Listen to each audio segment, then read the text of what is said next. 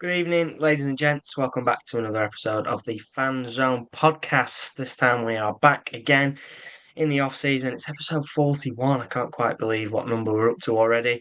Thank you all for joining us. We do appreciate it. If you are watching us live, you are more than welcome to pop your comments on. And if you're watching back, then we hope you enjoy. But without further ado, we'll get started. We are, of course, joined by Aaron Wilbraham. Thank you very much for joining us, Aaron. We do appreciate you taking the time to come and talk to us. No worries.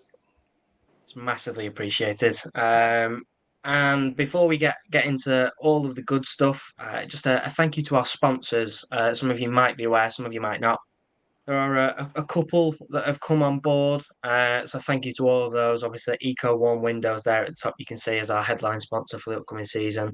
So a massive shout out to you and all of the other sponsors, which you can find over on our brand new website. So it's not just the club launching new things. We're hot on their tail. So yeah, go and check it out.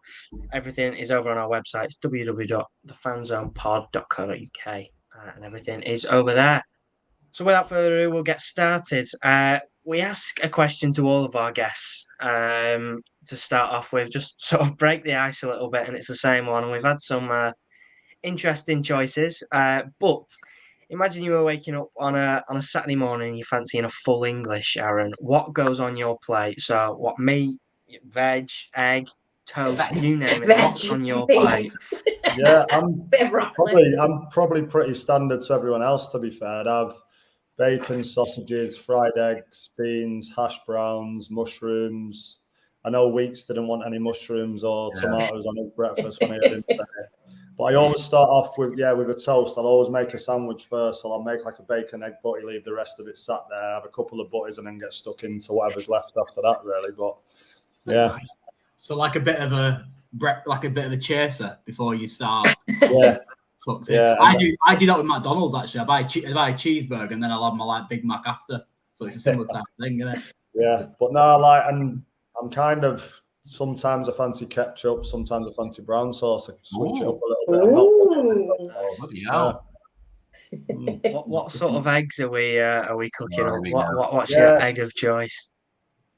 Mrs. loves a fried egg, and because she's usually one cooking it, she gets the. But I don't mind scrambled with a full English as well. Don't mind poached. I like all types of eggs, to be fair. Representing the poach. I'm quite partial to boiled eggs during the week with sausages dipped in instead of bread. Don't mind that. Oh, yeah, nice. So it's a good lineup. It's certainly up there. So we're going to introduce something a little new. We've got a quick fire questions segment. So these are pretty standard, nothing too intense, some quick fire questions. And Ange will be running through those. If you've got any more, if you're watching along at home and you've got any that you quickly want to ask, any quick, one choice or the other questions, pop them in and we'll read them out. But Ange, you are more than welcome to fire away and kick us off. Take it away with the quick fire round. Okay, so Indian or Chinese? Chinese. Bath or shower?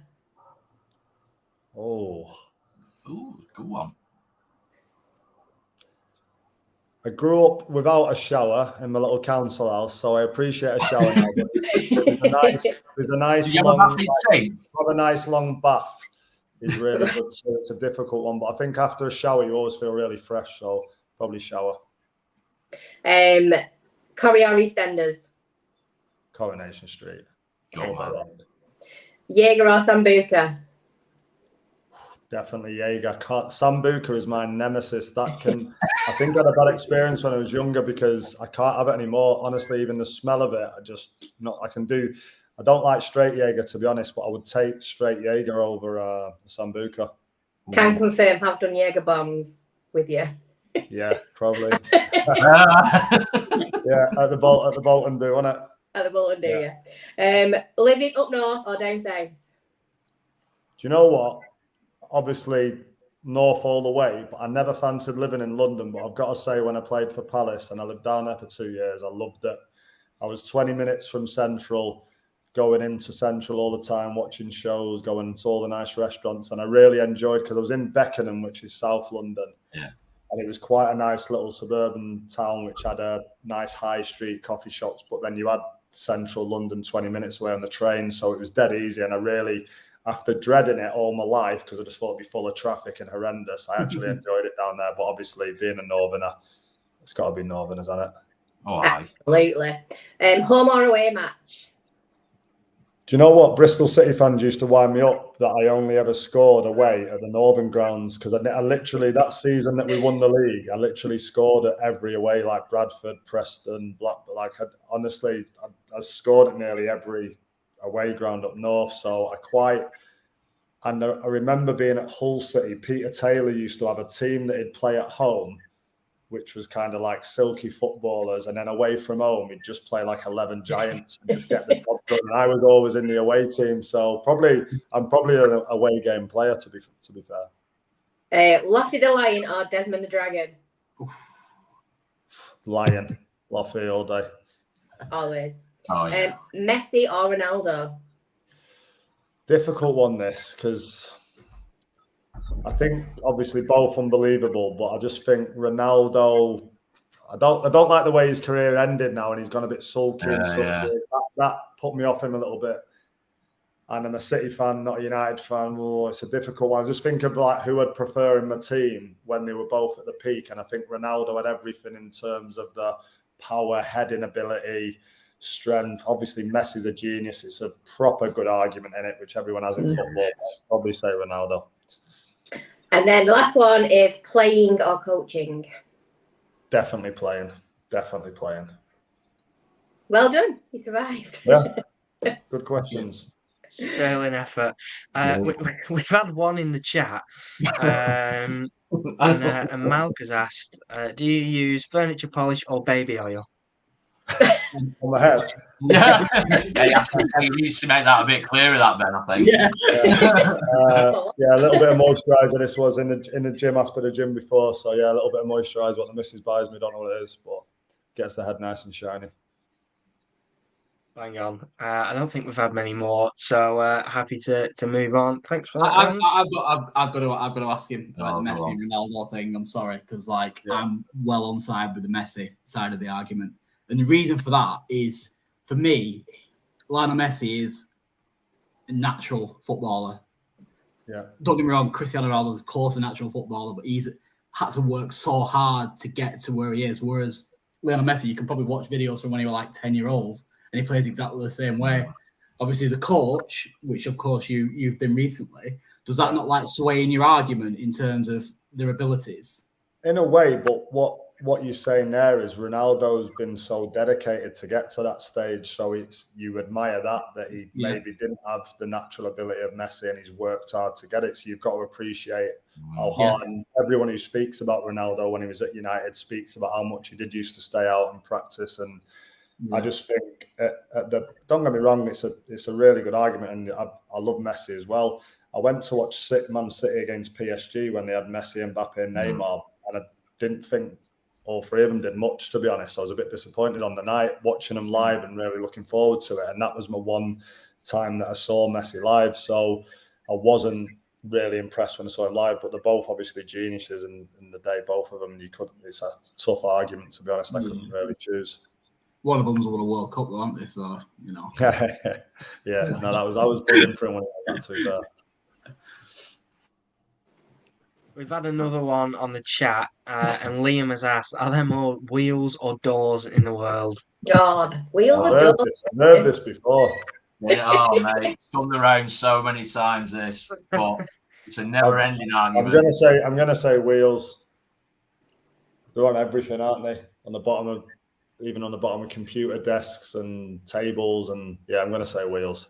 But let's just leave that there, because it's part of that. Part of them wheels. Should we get into the well, not too serious stuff, but the footballing stuff? Then we've got a few bits lined up for you in terms of questions for you, mate. So starting off, so we're going back to 2000. So you're at Stockport, you're 20-year-old, and we have a loan out to Norway, which just sort of jumps off the page a little bit in terms of your career. It's like, where's that come from? So what was it like? How did it all come about? And how did you deal with it at such a young age? Because obviously you've been at Stockport for a while. Yeah. What happened there? How did it come about? So I went to Stockport straight from school at 16. Right.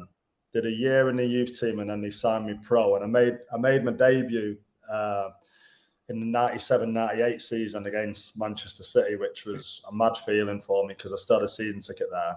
I had to give it to my mum while I went and played on the pitch against the players that I cheered on home and away every week. So it was the maddest feeling ever because I usually waiting outside for autographs, and I was like driving into the players' entrance bit on the coach and stuff. So it was mad at Main Road. And it was actually Sean Goater's debut, and he scored in the 5th minute, and straight from the kickoff, I scored in the 6th minute, and the whole of Main Road went from singing Blue Moon, which I was nearly joining in with, and then I scored a volley and kind of silenced it, and you heard about 1,000 Stockport fans at the other end of the stadium jumping about, and I think it was like 32,000 there on the day, so it was just an unbelievable debut. And then, as what happens with a lot of youngsters, burst onto the scene. The following season, I had a little bit of a dip. Yeah. Under Gary Megson was manager with Mike Phelan as assistant, and then Gary Megson left and Andy Kilner took over, who a lot of you won't have heard of. But I don't know if he had anything to do with Bolton actually, but he played in Scandinavia as a player, so he had that Scandinavian link. Right. He came up from like the academy at Stockport as under-16s manager and got the first team job. And in that kind of first season, I broke my toe towards the end of the season, and just as I got back fit for the last game against Nottingham Forest, funny enough, Forest the last game, and it was 3-2 as well, but this time to Forest. I scored 2 goals, and it was kind of like the season ended, and I was just getting back from a broken toe, and we wanted a Finnish player called Jarkko Viss from Norway, from a team called Moss FK. Stockport wanted to sign him. And the Moss FK said to Stockport, if you give us 2 players on loan during the summer, because their season starts in kind of May, we'll like knock 300 grand off the price tag or something like that. So me and Kent Bergerson, who was a Norwegian lad, went over to Norway it was meant to be 3 months. And I just got told I was getting 200 quid a week more than I was on, tax-free, 3-bedroom apartment, a car. So I was just a young lad thinking, you're old, you're having that home there. Right. To be honest, I went over there. It was Norwegian Premier League, so it was against Rosenborg and some good teams, played in the National Stadium, like Vålerenga, Tromsø, and some good teams. And I did go over there being a little bit thinking it was going to be easy, and it wasn't. It was like double sessions every day. The standard was really good, and it was a bit of a wake up, but definitely doing all that training and games. By the time I got called, Stockport called me back in the end of August, September, because they sold Alan Armstrong to Middlesbrough. Right, yeah. So I had 2 months out there, really enjoyed it. But when I got called back to Stockport early, I ended up scoring 12 goals in the Championship and got like Player of the Year, top goal scorer, Players Player, and everybody said it was that spell in Norway what did me good. So it was a really good experience, and I really look back at it, and I still speak to a couple of people from it who I met over there and stuff. And no, it was good. It was a good experience. I didn't learn much of the language, the swear words. Did you struggle with the language at all? Yeah, everybody speaks English, so it's really easy, and everyone was dead welcoming. I remember it being about £9 for a pint, so I was a bit shy as a young lad when everyone was going to. All the older lads used to buy me drinks and that when we went out of them, but they loved the night out over there and stuff. And but no, I enjoyed it. I look back at it and really enjoyed it. £9 a pint 23 years ago. Jesus. It was really. I think it's known for being quite expensive for alcohol and stuff. But no, I really enjoyed it. But that's how it come about. I think the manager's Scandinavian links and obviously wanting this player, and we did sign Jarkko. So when we came back, obviously we met Jarkko, and everything. He ended up being the captain at Stockport. He played for the Finland national team. But yeah, he's a good player. He would have probably played with Jussi Jääskeläinen, I would imagine. Yeah, he probably would have, yeah. Obviously, you didn't. This isn't a question. This is just me thinking on my feet. But you didn't go to any foreign clubs after that, did you? So did it ever crop up that you were going to go abroad again, or did that ever materialise? Not really, no. I mean, I think once I had my daughter, I think I was 26, 27 when I had my daughter. you don't really want to do it then. Once you've got kids, you want them to be settled. You've got the grandparents helping you out with stuff. So it never interested me, to be honest. And obviously everybody wants to play in England and you're playing over here. So why would you want to move? I think a lot of people end up going abroad when they're struggling to get something in England, or they're fed up, or they just want to change their lifestyle and stuff. So no, it never interested me after that, to be fair. But as a coach, if somebody in Saudi Arabia give you a ring, I'm sure you'd change your mind, wouldn't you? Definitely the money. With the money they're throwing about, yeah. Every day now, isn't it? It's unbelievable. That's what was it today? Was it Mahrez today, wasn't it? Who's gone over there? Mahrez. Yeah, that's been agreed today. Mental. The money they're talking I might about. put him in my FPL. I'm going to have to have a rejig. No, I told you. So early there. Yeah. That shocked me, that. Completely off topic of this podcast, but I'm surprised at that. Yeah. I knew it was rumoured, but I didn't know it happened. Yeah. Virtually done deal, mate. In, what was it, 2007, 2008 season, you were at MK Dons, is that right, Aaron? Yeah. Obviously, absolutely smashed it. 7 goals in the last 11 of your promotion season. Can you give us a bit of an insight into like the psychological benefits of like good form in inverted commas, especially as a player in general? Yeah, no, I think as a striker, when you get on, you often see it with players when they get a couple of goals, they go on a little bit of a run. And I always did daft things. So I remember being at MK and the masseur gave me a rub the day before I scored like the first goal. So then I made him do it every Friday then. And then one of our celebrations was me running over to the bench and giving me a quick rub on the leg. And I used to it was the same. Sorry. Can you just? I must have switched off for a minute. You did what? Say that again. His legs, Chris. His legs. I wasn't being vulgar. I just switched off for a second and I lost the thread completely. I used to get a rub off the masseur, and this particular day, I must have made him give me a bit of a full body the day before the game. So because I scored a couple the next game, I kept going back to him every Friday saying, "Oh, you're like a bit superstitious. You've got to do it again." And then I remember Carlisle away. I said, if I score today, I'm coming over to the bench and I'm going to lie down and you can pretend to give me a rub like you did. And he was like, he was like, don't do it if it's 1-0 though, because what if it turns around? Anyway, I scored 2. I waited till it was 2-0. So I ran over to the bench. He gave me a little rub on the calves, like everyone was laughing. We ended up getting beat 3-2. He was dead nervous that the manager was going to have a go at him for stuff, but he never got mentioned. I think it was Roberto Di Matteo at the time. But yeah, going back to the 2007-8 season, obviously those kind of 7 goals came around the Wembley final, the JPT it was called at the time, like the Papa John's, the like whatever it's called now. But they came around that final. So I was in good form going into Wembley, and Paul Ince was the manager, and I'll never forget that I expected to play. We went down to St Albans leading up to Wembley and trained down there for 3 days. And I was absolutely on fire in training, thinking there's no way I'm not starting. I was first choice anyway. And he went and played Kev Gallen, who was coming to the end of his career, instead of me. But he didn't even come in the dressing room. Carl Robinson and Paul Ince stayed out the way and left it to Ray Matthias to read out the team.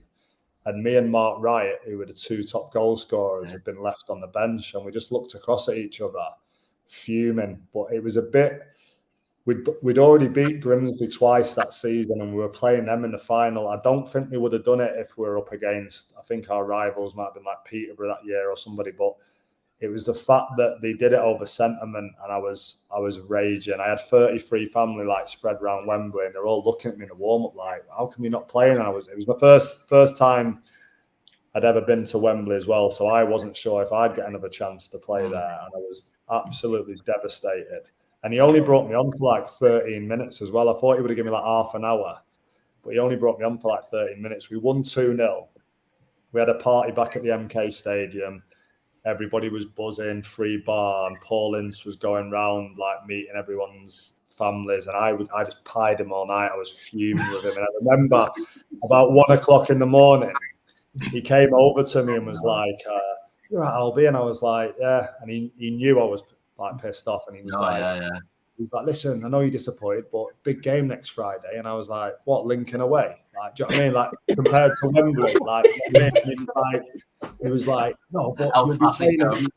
He was like, you'll be playing, is what I'm saying. And to be fair, I went and scored 3 and 3 the next 3 games, so I didn't sulk. I did just get on with it, but it was just the fact that I can't believe he did that to me. And luckily, I got to play at Wembley another 2 times. I played the full 120 minutes there in the playoff final for Palace, and I played 90 minutes there for Bristol City. So I've had like 3 times at Wembley and won all 3, which is nice to never have had to walk up the losers' steps. But I got my own back on Paulins years later. I don't know if you've heard this, but I was at Crystal Palace with his son, Tom Ince. Yeah. And Tom Ince had come to Palace on loan as a bit of a stepping stone to get a big move. There was rumours of Inter Milan and stuff.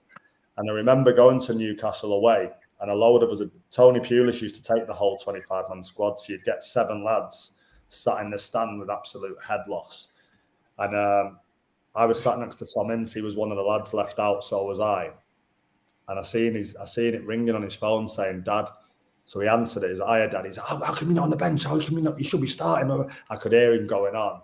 So I grabbed the phone off him. I was like, all right, Gaffer, it's Albie. He was like, I said, it's a bit like when you dropped me at Wembley, Gaffer. It happened, wasn't it? Oh, he's still holding that against me, Albie. He's still holding that against me. And I was just like, just winding him up because I could hear how angry he was that Tom was. That's how all my family felt that day at Wembley. Excellent. But no, I got him back a little bit with that. But no, I think I'm waffling on here. Sorry, lads. No, waffle away, mate. I was going to ask. I was going to ask you a question. Sorry, before I forget. Yeah. You can elaborate. Sorry, I apologise for interrupting you. But 2007, 2008. Am I right in saying that would have been when the new Wembley? Had it just opened? Opened? Or... It would have been fairly recent, I think. Yeah, but yeah, that was the new Wembley. So.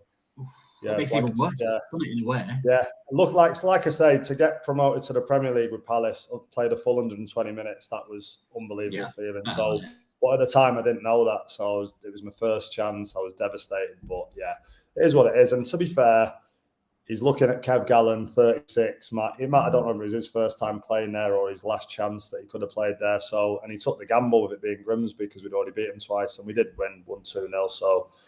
And it kept me hungry, kept scoring after it. So I suppose he did his job well as a manager when you look back at it. But no, that was, I think it's important having good form, especially as a striker. If you get on that bit of a run, so you see strikers go on them kind of runs. It's bad when it goes the other way and you don't score for a few games, but you just got to keep believing getting in there. There's a common theme here because there's a rumour knocking about that our current manager, Mr. Everett, is not a massive fan of Paul Ince either. So I think you're not on your own. Right. It's not a rumour, isn't it, that? I'm just saying it might be a rumour. That's all I'm saying. It might be a rumour. Just staying on that theme of kind of sports psychology and how important it is. You played a game on loan for Norwich the day before you properly signed for them, didn't you?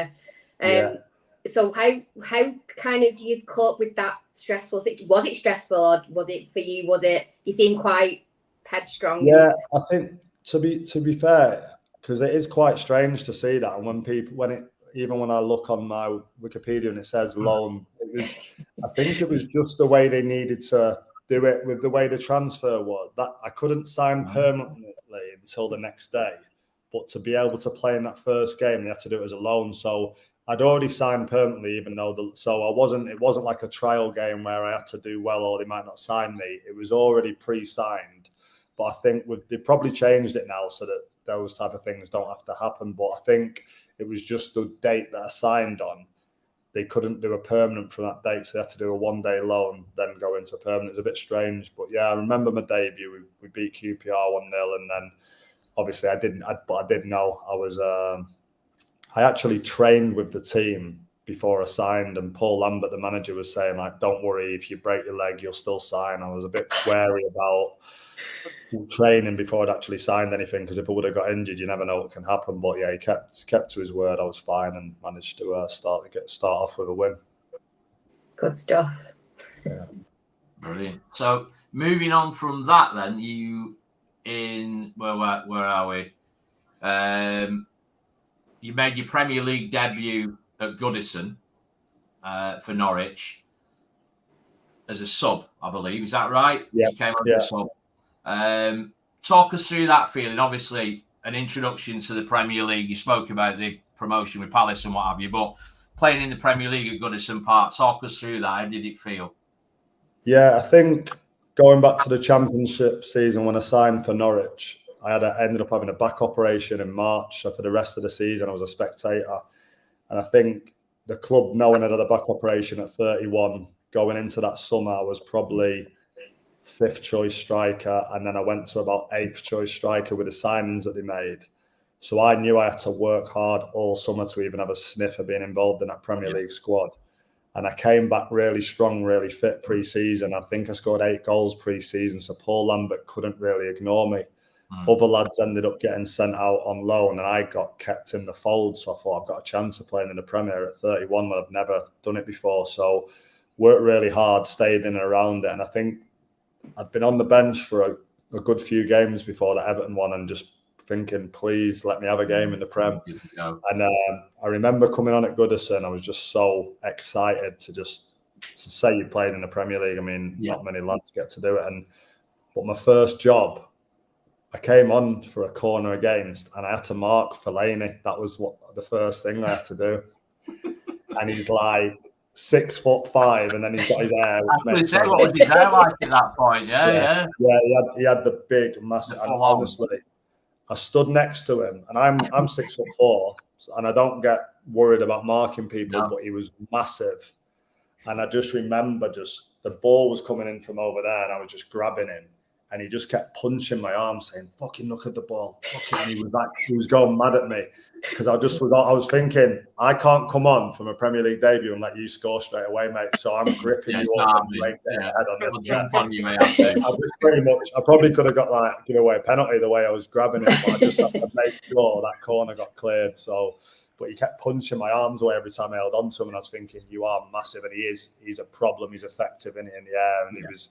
To get told I'm doing that as soon as I come on I was already nervous about making a Premier League debut, and then I had to contend with as well. But no, I got through it. It sounds like you'd have been knackered with VAR these days with that. No, I think it was firm but fair. I don't think they would have given anything for it. It was a bit of 50-50, but I just had to make sure he didn't score, and that happened. So you got obviously it's not in the EFL, and you've not obviously been involved in that one. I thought. You correct me if I'm wrong, but what are your thoughts on VAR as an ex-pro and current coach? Yeah, I'm not keen on it. I've been to games where you wait. I just don't like the way that fans have to wait to celebrate, or they can celebrate and then get made to look stupid a minute later because because there used to be talking points on the way in from games about was it offside and I think it used to even itself out. So I don't mind the goal line technology. I think that's good. Yeah. I've scored goals myself where it's been over the line and I've been given, and it's frustrating. So a quick buzz in the referee's arm, the fans are still celebrating if the lad runs off with his arm in the air. It doesn't really affect anything. But I think the fact that they've got it wrong so many times as well, it's just frustrating. I think it just ruins it for supporters, that apprehensive of not knowing whether you can celebrate or not, and I'm to wait for the decision. And I think it's just a bit, I don't like it. I'm not having it. As a fan, I've been a Bolton fan. Obviously, we don't have it in the League One, but I went to an England game, and obviously the internationals have VAR, but it's like you don't even realise that it's in the game because everything's so the foreign referees quite clearly have got a better run at it than the English referees. And you see it in the Champions League as well. I've never been to a live game, but when you watch it on television, you wouldn't even ordinarily know that it's a thing. Do you get what I mean? It must be the English. I think they can definitely do it better and make it quicker and more effective and more precise, because they shouldn't be getting it wrong when they've got all that technology, and they still do, and that's when it becomes a bit of a laughing stock, because that's when it becomes a bit embarrassing. But I think they're only trying to do things right and do things fair, but sometimes things have been given when they shouldn't have been, even with VAR, so then it's a problem. Ironic, isn't it, that it tends to fall over and become controversial when there's a human involved. Well, saying it. So goal line technology is cut and dry, isn't it? It either is or it isn't. Whereas marginal decisions, even with the technology, there's intervention by a panel. Still someone's opinion. With having, is it? With that in mind, it's not with having, then, is it? No, might as well let the ref make the decision. Yeah. Exactly. Yeah. Digress then. Just speaking on the referee and the VAR sort of dilemma, Liam's just asked, why don't more footballers become referees after their playing career? Is there just not enough money in it? And if that is the case, does that suggest that referees aren't actually paid enough? Yeah, I think they should be. I've spoke about this myself. I think they'd probably get a little bit more respect off the players as well because they played the game.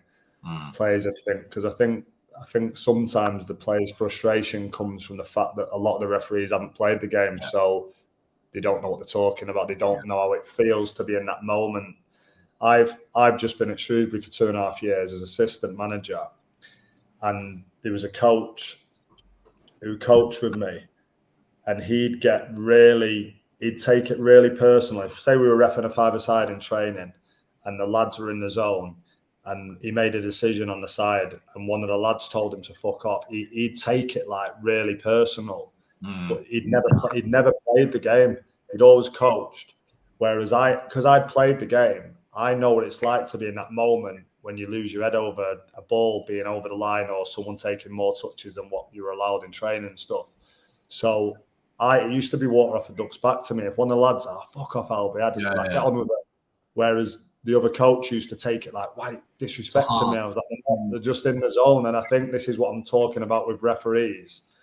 Sometimes if it was an ex-footballer, the player would probably, he's been there and done it, and he'd have that little bit more respect maybe. Not that they shouldn't respect the referees anyway, I'm not saying that. I just think it is a good idea for footballers to get involved because I think they'd be good at it because they've been in the game, but also they'd get more respect. But maybe, I'm not sure what referees earn. I wouldn't know the money side of it, but maybe it is down to that. I'm not sure. Interesting.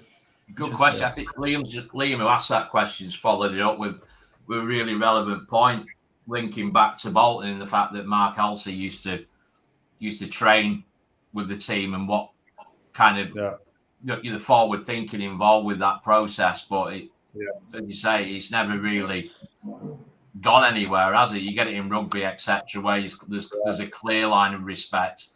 I know I'm going off topic, Ange, because I as you know, I don't follow rugby, but I know that much that it seems to be the etiquette and the respect to the officials is better, and that stems from. Yeah, definitely. Yeah. No, I think sometimes with referees as well, if they can talk to the players on the pitch. I know they haven't got to stand there forever explaining every decision, but the worst thing for a player on the pitch is when you try and speak to the ref and he just deaf ears you or walks off. That escalates everything. You get more wound up. Then you're on him for the rest of the game because you think he's being arrogant.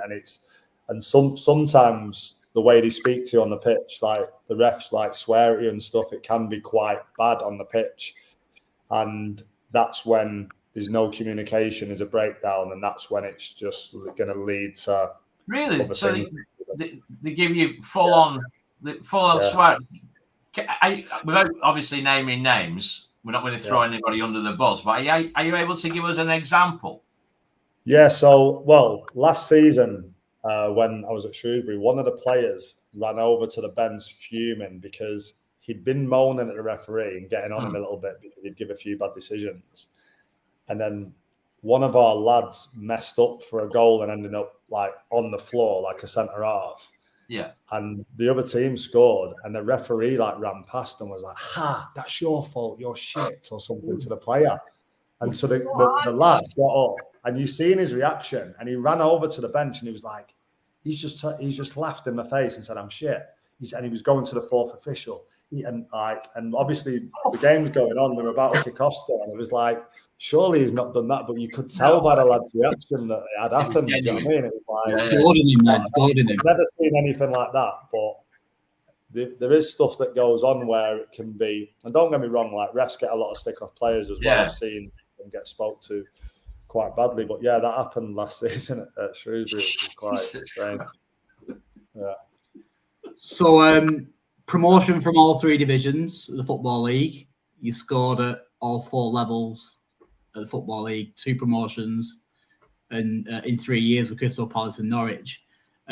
During that time period, can you think of a specific player that kind of like stood out to you, or a player that kind of went on to better things that you kind of knew that were going to be the case? Yeah, I think, Just play Will Sahar. Will Sahar was unbelievable at Palace, and obviously I think he got his move to United while I was there, or just after I left. I can't remember, and obviously he's ended up back at Palace and stuff, and he's done really well. But no, I actually got invited to the chairman at Palace. To be fair to him, he organised a 10-year reunion, because it was 10 years this summer since that playoff final, 2013 it was. So we invited everyone to a place like a bar in Chelsea in May, and all the old team got together, which was really good of him. I thought that for a club to recognise that and get, because it's been 10 years. And I think he did a speech, the chairman, and I might be wrong on the exact numbers, but I think he said only 9 teams have got promoted and stayed up for over 10 years. And I think only 6 have stayed up 11 years. And then I think it was like 3 have stayed up 12 years. So he was saying like he hopes that Palace stay up for another 2 years at least, just to keep that kind of record going. But I thought it was good of him to recognise that squad, because we were second favourites to go down to League One that year. We had a pretty a bunch of misfits really, and we ended up getting promoted. So it was a great story really. But yeah, that was good. And obviously Wilf like single-handedly carried us through the playoffs, to be fair to him. So Wilf was all. I seem to remember a game that he played. I think it was that. You'll obviously know better than me, but did you play Brighton in the playoffs? In the semi-final second leg.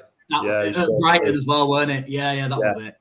I remember watching it was 0-0 in the first leg, and then he scored 2, and Brighton had beat us 4-0 in the league there that season, and there's quite a big rivalry between Brighton and Palace, and they'd thrown bricks at the coach window and all sorts. So we went back there with a bit of a point to prove, and Wolf scored 2 that day, and then we had a long break before the playoff finals. I think it was like 15 days. Then you got to prepare. We had Watford and obviously beaten 1-0 in extra time. So that was a great feeling. But the 2 promotions with Palace and Norwich to the Premier League were unbelievable. Obviously, get to 31. Don't think you're going to ever get the chance to play in the Prem, and then to do it twice in 3 years was mad. But obviously, I think that winning League 2 with MK Dons, winning the league's always nice. I won League One with Bristol City, scored 21 goals, was captain, so I felt a massive part of that as well. That was probably my favourite because I felt so involved in it. I actually got promoted with Hull to the champ as well from League One with Hull City back in 2004. So I had 5 promotions, and it's good to be part of winning squads. When you do something with a squad, you always remember each other. Like, you always have that camaraderie I've still got group chats with the Bristol City lads from 2014-15 season, and we still go away together in the summer and stuff like that. So I think it's class when you win things. I always I was winding the lads up at Shrewsbury last year that I had 8 clubs. I got promoted with 5 of them. It's a good stat, this. I got promoted with 5 of them, and the 3 I didn't get promoted with got relegated the season after I left them, Bolton being one of them. Rochdale and Stockport. So I'm not saying I was the glue in the dressing room. But you were the glue in the dressing room. It's not a lie. It's a good stat. So, yeah. Speaking of Bolton links, I think Steve Parish is obviously the chairman that you had at Palace. Yeah. One of the clubs that he was talking about that stayed up longer than 10 years and 11 and 12 years will be, is it 12 years? Or will be Bolton, one of them will be us. We got promoted in 2001 and got relegated in 2012, was it? Or 11-12 season. So we'll be one of them clubs. Also, sorry, Chris, you'd play with a Bolton related thing as well. You'd have played with Andre Moretz, wouldn't you, at Palace? Yeah. Is that right? Yeah. He came to the reunion. He came to the reunion last month. I saw it on his Instagram. Yeah. Yeah, he came over from Brazil. Yeah, he's a great lad. To be fair, in London when we went out in May, after it finished about 1 a.m, I always want to carry the night on. Me, him, and Mile Jedenok ended up going into central London till about 4 or 5 in the morning, dragging the girls with us. So my missus was fuming. But yeah, he's a good lad, Andre. He likes the party. Like, he's a good lad. Proper really Brazilian fella, yeah. Pardon? Proper Brazilian then, yeah? Yeah, proper Brazilian, yeah. Good lad. So you've just briefly touched on your time at Bristol City, Aaron, and obviously you had a great time there and proper hit the ground running when you joined. Was there something like that you changed, or I know that footballers often talk about this switch that just flicks and things tend to knit together, or just talk us about through that time at Bristol City? Yeah, I think what it was from 18 to 30, I probably floated through my career not realizing what was there if I put 100% effort in. And as I got older, as I got to 29, 30, I started looking after myself better, eating better food and doing all the right things, the gym, and I looked after myself better. And I actually had a better career 31 to 40 than I did 18 to 31, which never usually happens. I earned better money, played at better levels. Nice. And I think having a taste of Norwich for 2 years and Palace for 2 years, that summer that I got released by Palace, although I was 34, I thought, I'm enjoying this last 4 or 5 years that I've had. I'm going to work so hard through the summer to keep it going. And I actually paid one of the Palace fitness coaches to work with me all summer. So I had like the best off season, built up my legs, really got strong and everything. And I knew wherever I was going to go that season, I was in good condition. And I think having not played a lot in that last season for Palace, I'd preserved my body. I was ready to go. And I think Steve Cottrell taking a chance on me. All the fans at Bristol were moaning like, oh, why have we signed a 34-year-old when we want to get promoted back to the Championship? But I knew I was ready and I knew I'd have a good season if I played the games. And I think it was just that hunger to stay at a good level, keep earning good money, which I'd not done in the earlier years. And thinking, because players always look back and go, oh, if I would have known that at the start of my career. Yeah. And I always say when I'm trying to give advice to youngsters now, I get frustrated because they don't know the difference between where they're at and where they can get if they just apply themselves a bit better. And I think it was just my hunger to stay doing well because I'd had a taste of what it was like to be in better training facilities, playing with better players in better leagues, in better stadiums, on better money. So it was just my hunger really to stay at that level, that because I only signed a 1-year contract as well, so I had to earn another year, and I did that for 3 years on the bounce at Bristol. So that's all it was, I think. Speaking about offering youngsters advice, we've again off topic question, but we just been not linked, but we're giving a trial to young Luke Matheson. Right. Obviously, you played with him at Rochdale when you were a 16-year-old. What can you tell us a little bit about him?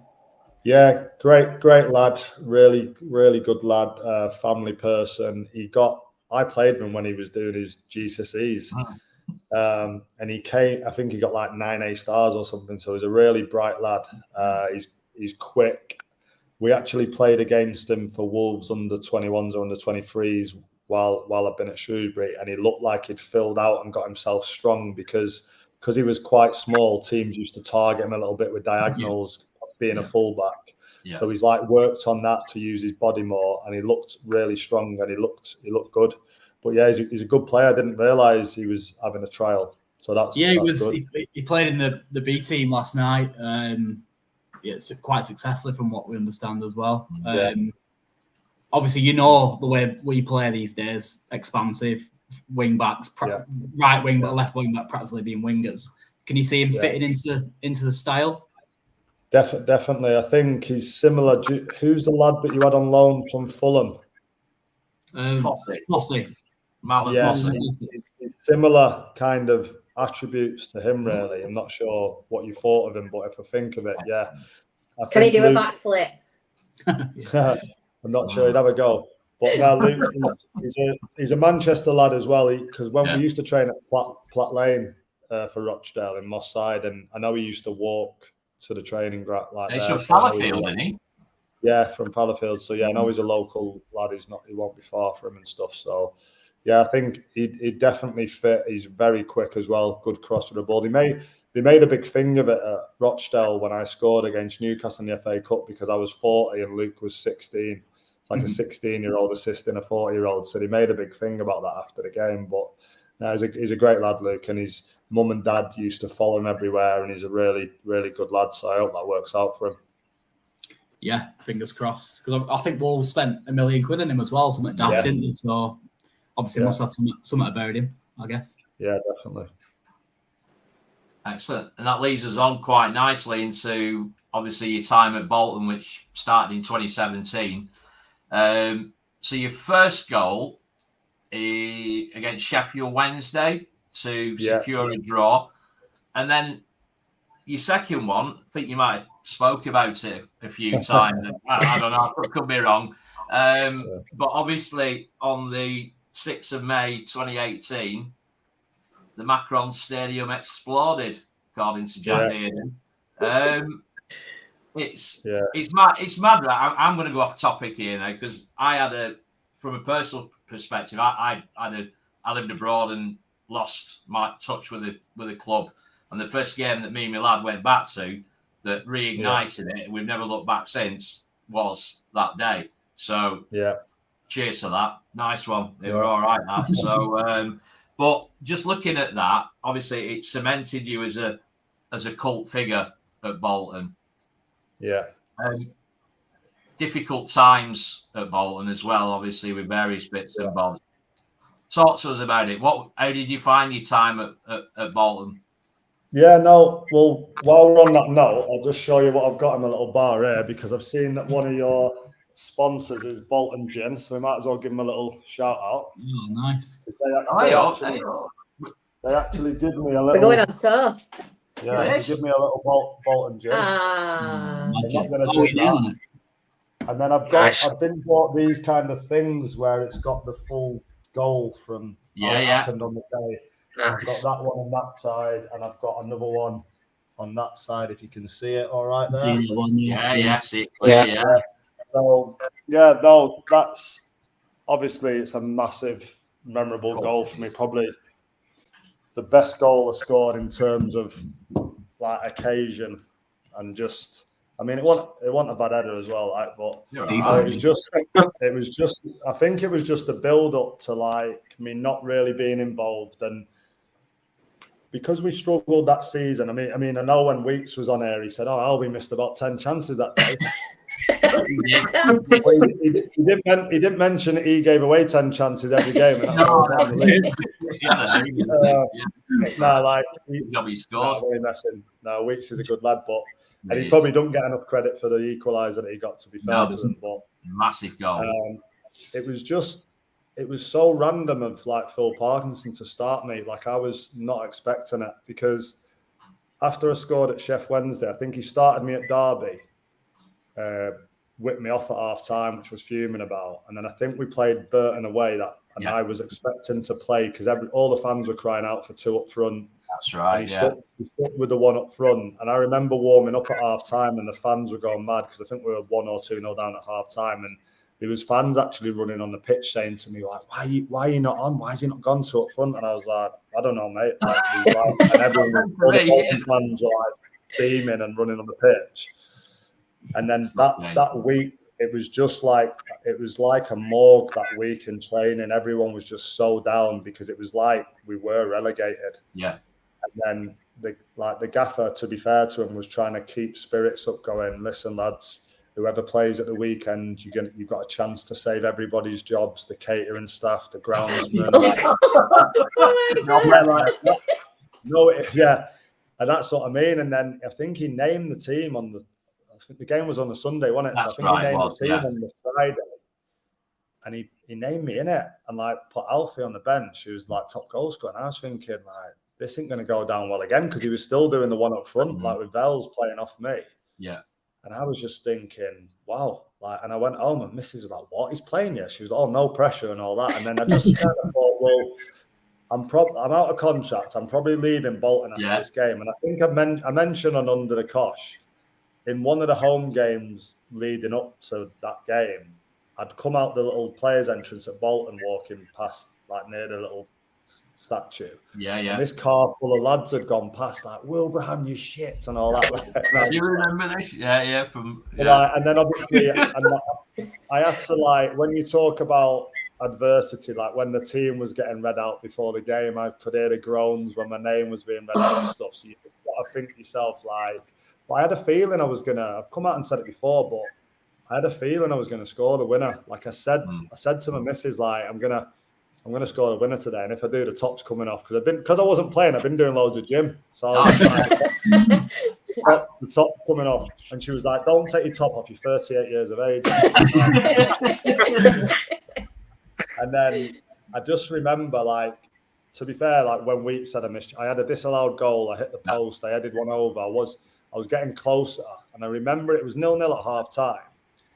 And I've said this on Under the Cosh when I was on there, but I remember going into the toilets and kind of, I'm not like a massive religious guy or anything, but I'd lost my dad in the past and my nana. And I just remember like washing my face in the sink in the change rooms. And I was like, Dad, Nana, I need you. Come on. I need a goal. Come on.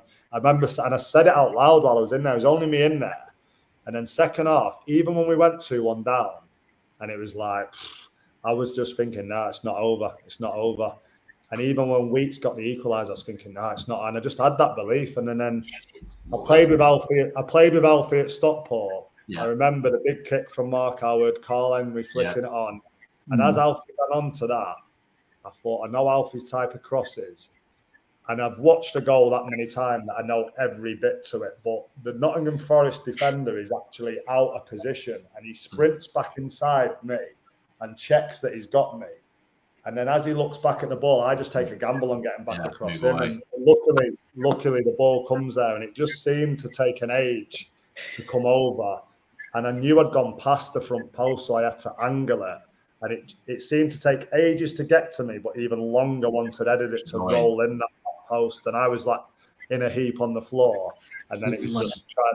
And then it looked like I'd done too much, Jim, because I couldn't get my top off. And Sammy and my oldest, I'm like batting him away, saying, "No, I'm taking my top off." And it was just, and Weech just runs off doing his mad celebration, and it was just the best feeling in the world, because we all expected like we were going to go down. Yeah. We had the belief, but because we needed to rely on other results, and I just remember at the end of it. For that next, how long was left? About 4 minutes plus 2 minutes plus injury time. It seemed to take forever, and it was red hot. It was a red hot day, wasn't it? I remember looking. I remember when the final whistle went. I looked over at the bench to try and get some indication, like, have we done it? Like, and you could see like people were still confused and asking the question. And then as I looked round, there was about 5,000 running towards the stampede. And that's when I realised. And then next minute, I was up on everyone's shoulders. And I just remember asking everyone for a drink. Has anyone got a drink? I was just drinking some random person's bottle of water. But, I remember when I got your number the other week, and I added you on WhatsApp. And obviously, when you create a contact, it pops a picture up. Yeah, and it's still there. It's still there, that picture where you held aloft with your shirt off. I thought, he's not still milking that, is he? Come on. That's been there since 2018, yeah. It made me smile. Yeah, there he is. That picture. Got the score in the background as well. I like it. To a point, I'll be as well, to the point where Chris was like, is this actually him? Is it him? It's too obvious to have that picture. It can't be him. But we're almost at the watershed. So I'm going to what did you think in that moment? So you've glanced that header, Alfie's crossed it, you've glanced that header in, and the Macron has exploded. What was going through your head? Obviously, you'd manifested it and all that. Yeah. What that instant, what was going through your head? It was just like when Weeks was talking about when you score a goal, but I knew it was such an important goal, and I knew it was more like I've got to take my top off. That was the first thing I was thinking. But it was mad, like when people say you should picture things. Like I had pictured everything. Like it was like I was so confident I was going to do it. I think it was like that kind of nothing to lose. Yeah. Fans are saying I'm crap anyway. Manager's not played me all season. Like I'm not bothered. Like I'm just going to have 90 minutes of my life. Because I remember the fitness coach saying to me a couple of days later that I had the highest running stats in the game and stuff, which I was 38. Do you know what I mean? I was nearly 39. It was like I shouldn't have had the highest running stats, really. You were in a team with Sammy Amiobi, though, to be fair. Yeah. Without sounding too disrespectful. Screw your data up that, innit? Jesus. But yeah, no, like I think and Forest were trying so hard that day. Like, I think because the Forest manager was friends with the Barnsley manager at the time. Yeah.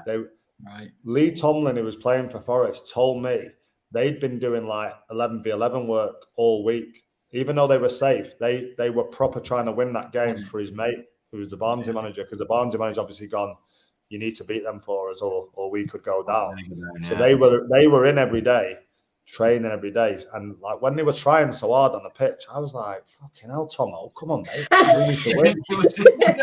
Like, but they were trying. You can see the disappointment in them when the goal goes in. Yeah. You can see like I think it's Fox going mad at the lad who's marking me. The keeper volleys the ball away. You can see they're fuming. Right. Yeah.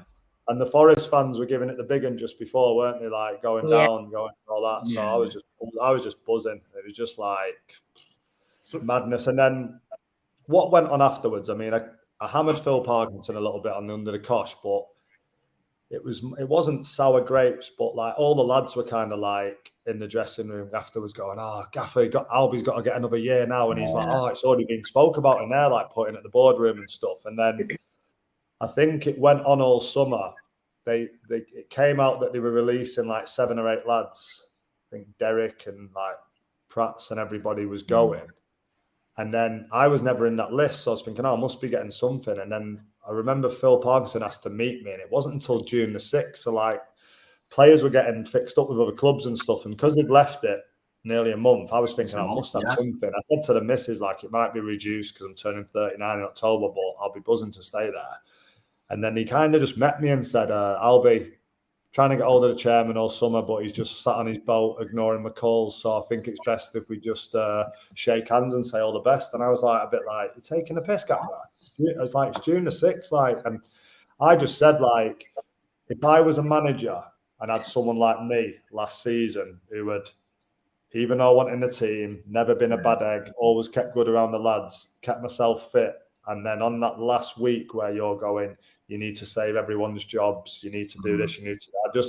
if I'd have had a lad who'd done that for me and scored that goal, he'd have been my first priority to get him another year, whether it's on reduced money, just to look after him because of what he did and the adversity and stuff. And I just said, I said it to him, and I said, I just feel like you haven't batted, like you haven't fought my corner enough. And he was like, no, I haven't. I said, you haven't.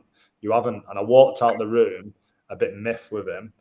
And then I just put in the group chat to the lads, and they couldn't believe it. They were like, what? And I was like, yeah, it is. I'm leaving, lads. Like the gaffer's just said, like, all the best kind of thing. And then, to be fair to Phil Parkinson, he wished me all the, like, when he's seen that I signed for Rochdale the day before the first game of the season, he texted me saying, like, all the best for the season and stuff. I don't know if I replied.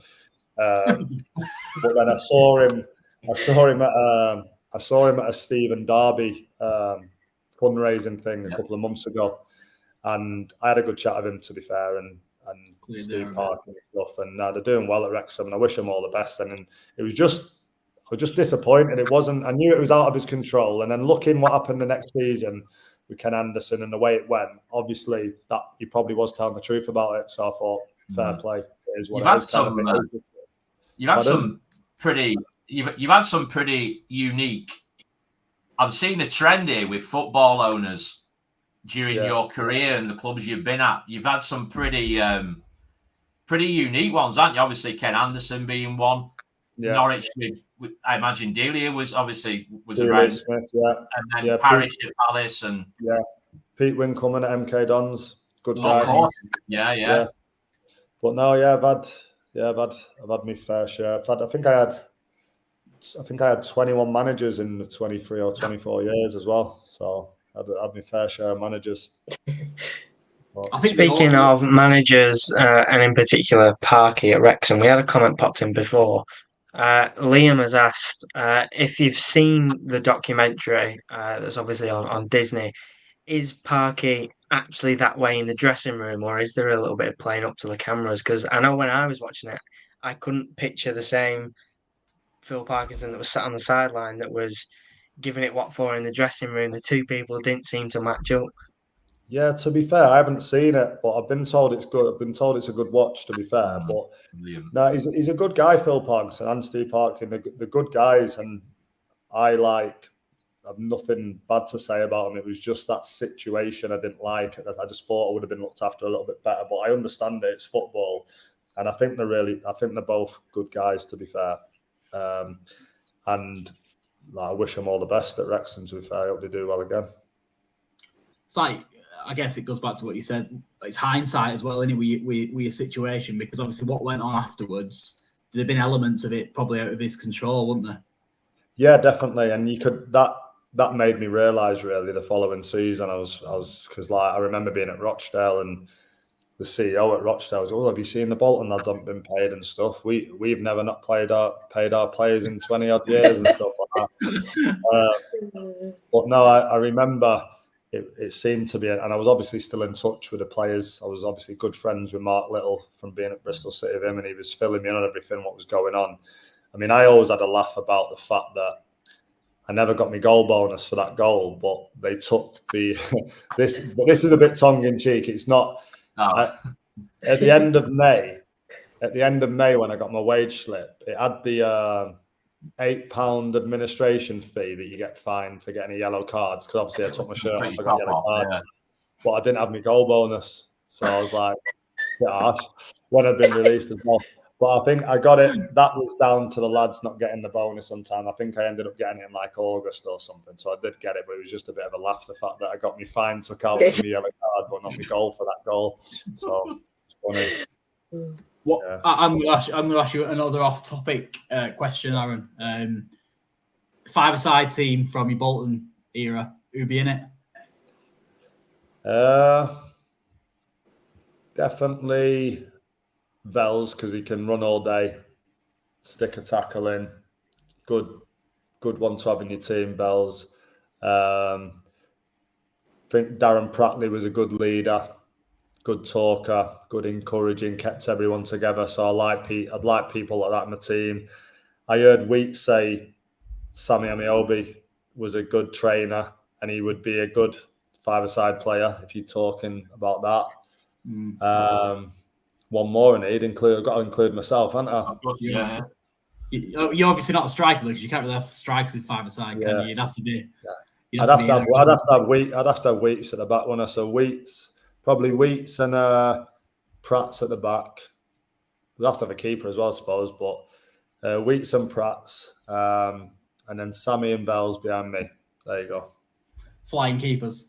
Yeah, flying keeper. Stick Wheats in. Obviously, in terms of the moment afterwards, you there was a tattoo materialised, weren't there? Yeah, on Mark, that was funny. Yeah, that was funny. I just remember I had obviously millions of messages after the game, and my little brother had said, "I messaged this lad on Twitter who said if Wilbraham scores the goal to keep us up, I'll get a tattoo." And he said, "I've messaged him saying, fucking come on then." So my little brother had kind of stuck it on him a bit. And then all of a sudden I was getting loads of messages, and I was going to Vegas with the Bristol City group still. And while I was over there, I got contacted off the Bolton media team to say that the lad was going through with the tattoo and Sky Sports were going to turn up. And could I turn up at the tattoo parlour and surprise him? And I said, I can do. When's it happen? And he said Tuesday morning about 10:30. But I landed from Vegas at like 9:20, and I'd been steaming for like 5 nights. So like, if you see any of the pictures with me with him, I'm like, my eyes are all over the place. I literally, everyone was dying on the plane, just wanting to go to bed, and I had to like come home and go straight to Bolton, and I was nearly falling asleep at the wheel. But it was quite funny to walk in Dave's tattoo parlour and like surprise him. He was a bit wary when he seen me as well, like I was going to chin him or something. And I was just like, careful what you tweet, mate. But yeah, the size of the tattoo is like massive on his calf. I've seen it. He was at that do that we were at wanted at night. When we're doing Jaegers.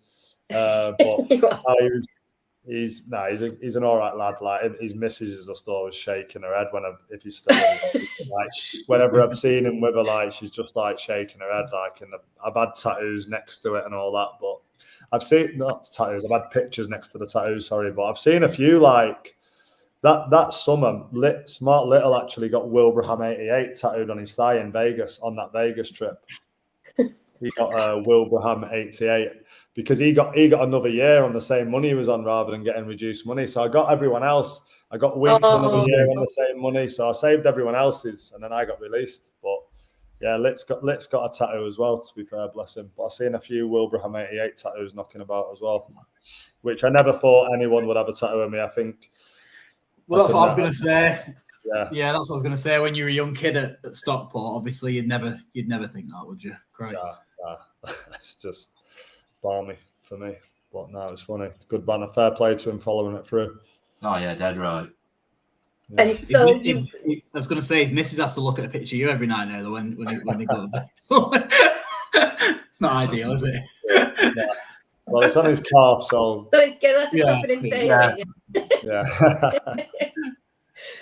so you've finished your playing career at Rochdale, and then what looked to us as a pretty big move into coaching at Shrewsbury.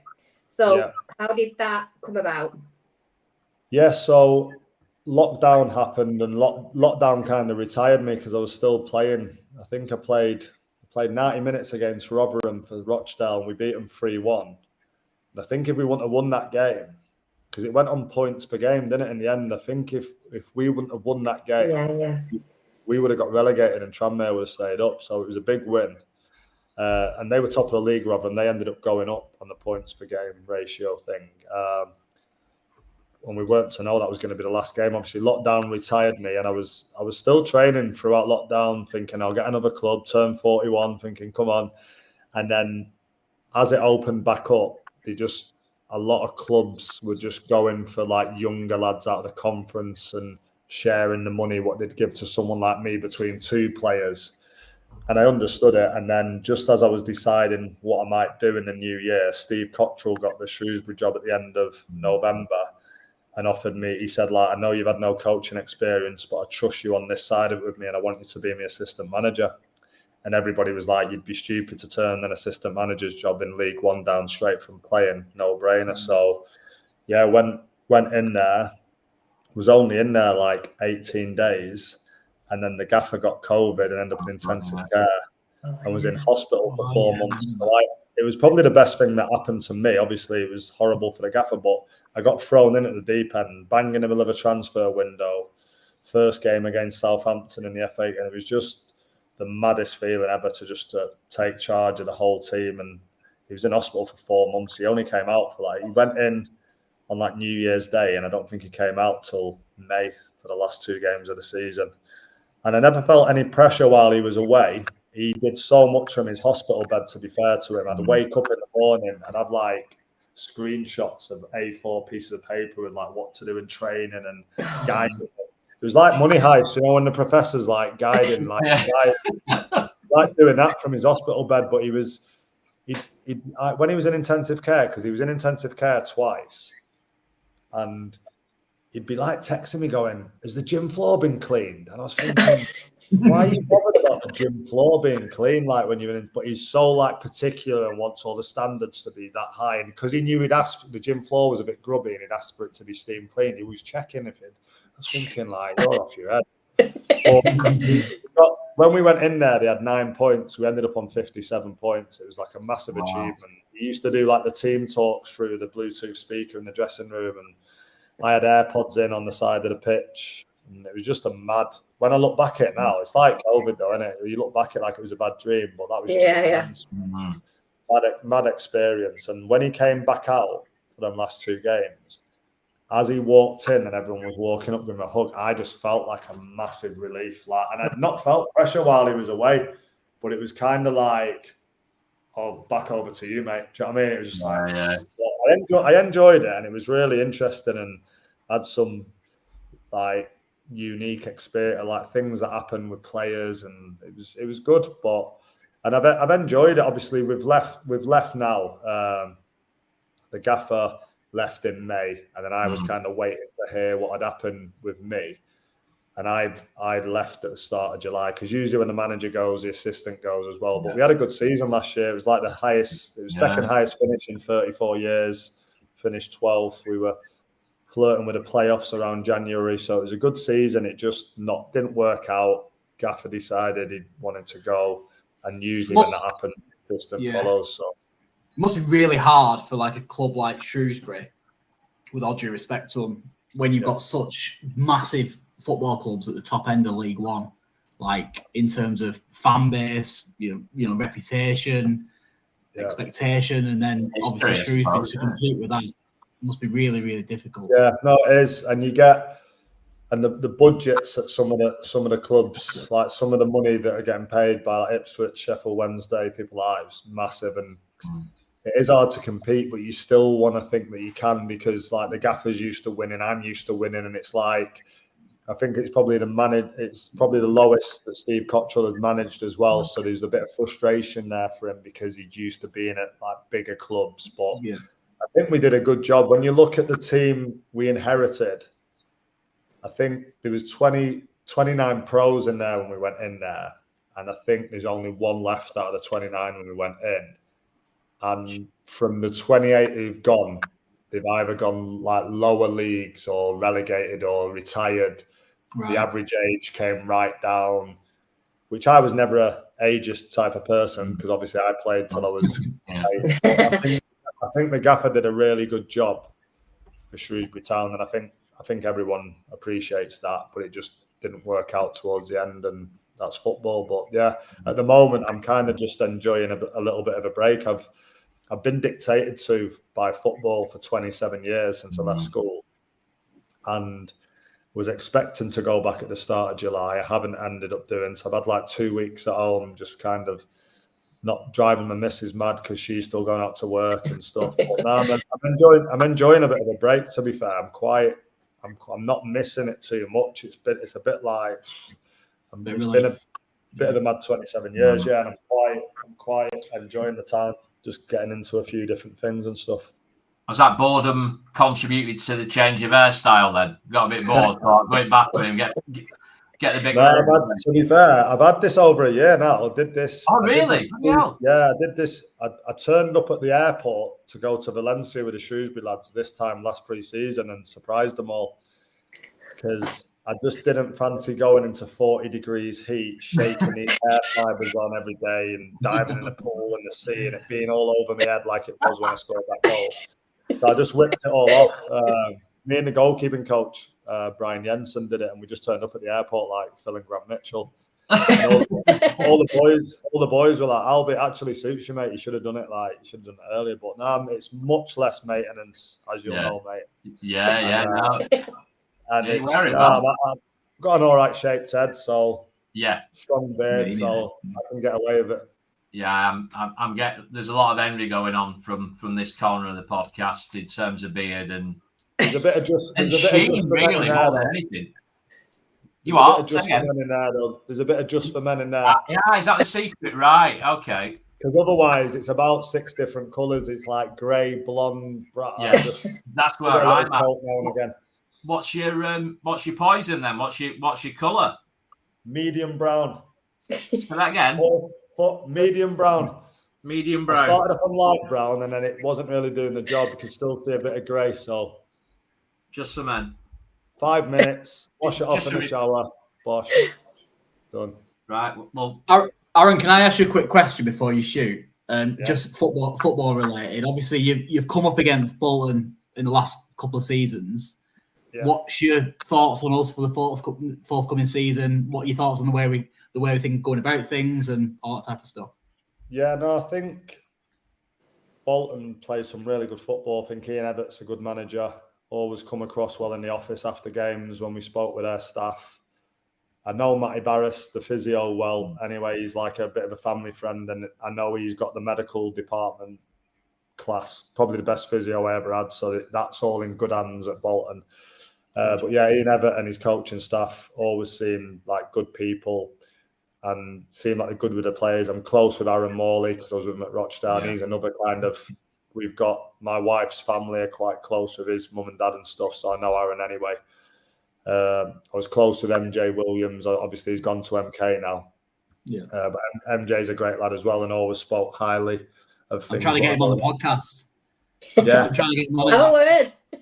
I've messaged him and yeah, have a word for us. I'll have a word. But I got I got invited into Liverpool last week because I know the fitness coach for their 21s, and I was chatting to Connor Randall, Conor Bradley. Connor Bradley, sorry. Yeah. Connor Bradley, and I was asking him if he enjoyed it at Bolton, and he loved it. He had a good season, didn't he? Oh, brilliant! Yeah. He's a good character as well. Yeah. I was having a good chat with him, and he had a bit of banter. We're talking about Aaron and MJ and stuff, but he thought Ian Evatt was good, and he enjoyed it. So that was interesting to get his take on it as well. But now I think you're like well equipped to have another. I haven't seen any new signings. Have you made many new signings? It's a sore subject, this, Aaron. We have made some signings. Right. Yeah. There's an expectation. The problem, Aaron, this season, this coming season, is the expectation levels have increased. You see, so naturally, the fans are expecting more of the players, and they're expecting more players to come through the door. And we've not quite got as many as we would hope, I don't think, but I'm sure it'll happen. Yeah, I think League One's definitely going to be a little bit weaker this year than it has been over the last couple of years, with the teams that have gone up and the budgets that have gone up, but also like Forest Green had a good budget but didn't do it and went down. MK is a good club, went down. I think the teams that have come up probably aren't as strong as them, and the teams that have come down from obviously the Championship, Wigan have got the deduction and stuff like that. So I think it's definitely a little bit weaker, so that's probably what's made the expectation go up a little bit as well. But I do think obviously Bolton have got a good chance of doing something, and obviously they were unlucky last season. Yeah. What's Aaron Morley's ceiling, and how high can he go in your opinion? He's an unbelievable player, Aaron. He's got his range of passing, and he doesn't seem like he's the most athletic, Aaron, because he's always in the right place. He's a bit like Scholes. You never seen Paul Scholes sprinting around everywhere because he was just always available, always spotted his next pass, and he's one step ahead with his. But he was always a class act, Aaron. Everyone at Rochdale thought a lot of him. Everybody who signed for Rochdale was always impressed by him, and it reminds me when people used to come on loan to Bristol City and see Bobby Reid, and now Bobby Reid's playing in the Prem every week for Fulham and stuff. And Aaron's definitely got the capabilities to play at a higher level, definitely, and he's a really good player, great lad as well. Good to know. Absolutely. But just before we close off, we have a bit of a tradition with the guests on here. And it's the last guest basically leaves a question for the next one. So our previous guest was Elias Kachunga, obviously played for Bolton and was released this year and come to the end of his contract.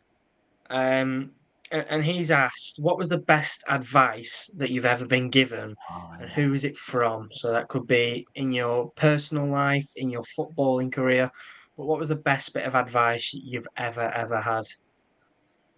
So let me show you something else, but it might read backwards. But this was one of my mum's quotes before she passed away with cancer just before lockdown.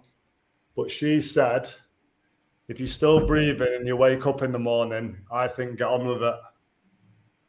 Can you read that? Sorry, what was the last bit? So it says, if you're still breathing and you wake up in the morning, I think get on with it. Get on with it. Roll your sleeves up and get right. Cameron's being a bit, I like that. So I'd have to say that from my mum, because she had that kind of fearless attitude where no matter how ill she was, she just got on with it. And I think she brought me up with that attitude. I think the advice, I think I took a lot of morals from my mum, and the fact that I'd never, if I was out the team, or I pride myself, so if I was out the team and not happy, no one would know that I wasn't happy. Like, none of the lads would know. I would never be a bad egg in the dressing room and slag the manager off a bit. I might come home to the missus and moan about things, but I wouldn't ever let it be seen visible in the changing room when I stayed. Because next minute, you'll be in the team and you'll be expecting the lads who aren't to be backing you and supporting you. So I think that stems from my mum's kind of advice. So I'd say it was little things from my mum like that, which made me stay grounded and stayed with a good attitude, which definitely helped me. Losing my dad at an early age, I think I lost my dad 3 months before my career started, and my mum 3 months before it ended. So I had that kind of stuff to deal with as well, which I think makes you stronger in those type of, when you get the Bolton fans going past saying, Wilbraham, I think you can deal with stuff like that because you've dealt with a lot more kind of thing. Yeah. So have I got to think of a question for the next guest now? You do indeed, yes. You can go away and have a think about it. We don't need it now. If you've got okay, one I'll let you know. I'll think of a good one then. I'll let you know. I'll text it to you. Fantastic. Yeah. Thanks for sharing that quote with us as well, Aaron. That's massively appreciated. It's just sat there next to me, and I thought, well, yeah, that's She's actually got another one on the other wall which reads, and this kind of sums her up. But when me and my sister walked into the hospital and she got diagnosed, I've got another one above the other window, and it says she came out and sat in the car and literally went, I don't want to see any sad faces. You don't fight anything moping about. And it was just like, that's the kind of attitude she has. So I've got both them quotes above the bar windows just to bring it to life a little bit. But that's the kind of attitude she put into me, which is why I think I probably kept going till I was 40. And even with I had 2 back operations, a hip operation, 2 ankle operations, just kept going like she did. So I think, and yeah, no problem for sharing it, obviously. No problem at all. Sounds as if your mother had an elite mentality, Aaron. No, she did. No, definitely. Love that. Yeah. Fantastically put. We couldn't have asked for anything better, I don't think. But I'd just like to finish off by saying once again, thanks very much for joining us. We really appreciate you taking out the time. No problem. To come and chat with us. Thanks, Albert. Yeah, no worries. Absolutely fantastic. Thank you all for watching. We hope you enjoyed. As I said before, thanks to the sponsors. Head over to our new website to find out more about those. And if you are listening back on Spotify and want to get involved in the live episode, then head over to our Twitter and all the information's on there for when the next episodes are. But thank you all for watching as always, and we will catch you in the next one. Take care. Cheers. Cheers, guys.